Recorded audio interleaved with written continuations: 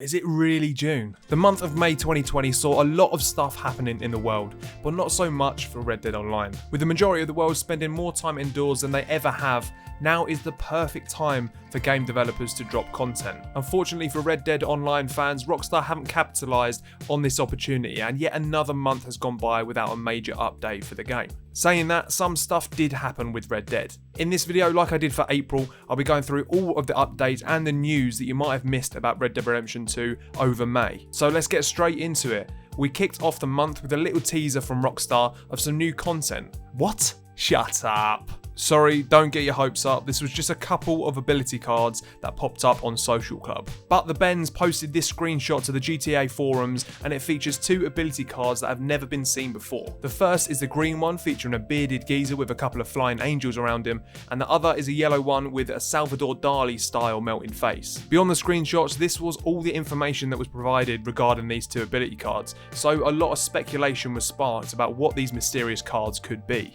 I suppose you could call these leaked cards. These got added to the Eternal Flame and the Person of Conviction cards that Tez Funds 2 told us about as well. Moving to May 5th, the first Tuesday update of the month sees the usual addition of a random discount. 40% off all hats, as well as various discounts on other clothing and items in the game. Wilderness Outfitters got decent sized discounts. The Takeover Series, Shootout Series, Featured Series, Elimination Series and Horse Races all got a 25% XP and cash bonus, which isn't bad. Maybe this is Rockstar addressing the fact that barely anyone actually plays PvP matches in Red Dead Online anymore. Although I don't know about you lot, but a 25% bonus is nowhere near enough to get me to go back to PvP modes on Red Dead again. I get enough stress from problems with Warzone, let alone adding Red Dead fuel to the fire. Now back to the May 5th update, there was another weekly collection for Madame Nazar as well, and you could also benefit from a 5 gold bar discount on any character role too. So a few days after the first Tuesday update on May the 7th,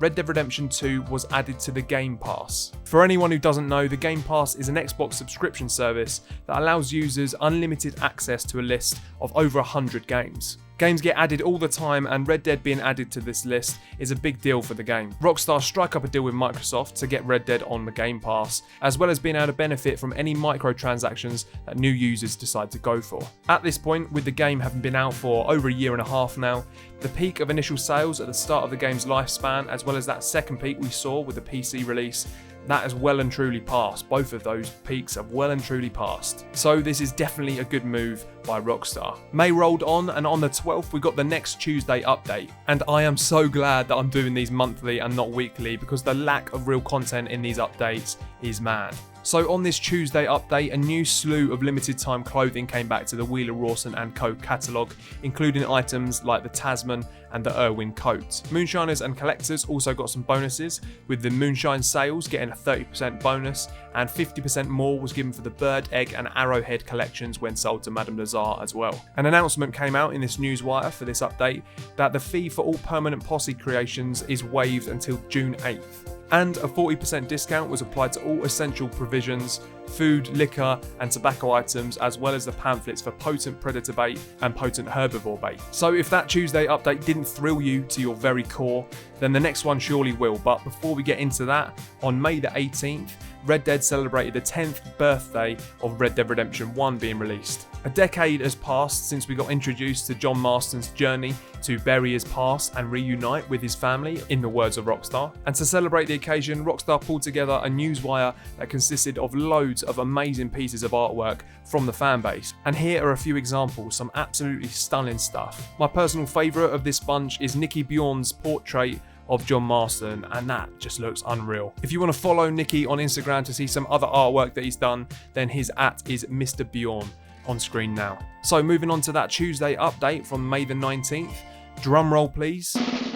The main featured update is: return a complete set of American Wildflowers for a 50% bonus this week. This is the worst! Included in this edition was a free American Wildflower collector map, so I suppose that's good, despite the fact that there's a website telling you where every collectible in the game is, making the maps pretty useless. Yeah, it's good I guess. Accompanying this was a 40% discount off camp dogs, horses below rank 40, as well as some other collector items. The limited time clothing and free permanent posses were still available at this time, but in terms of unique things added to the game, that was it. May 26th, the final Tuesday update of May brought the same sort of stuff we'd seen in all the others. Complete tarot card sets returned an extra 50% this week, and like the previous week, a free map was included to find them more easily. The limited time clothing rotated this week, with items like the Lister hat and the Leave It jacket returning to the catalogue, and once again, that's it. The Tuesday updates throughout May, which make up the bulk of Red Dead news, in my opinion, have been the worst we have ever seen for this game.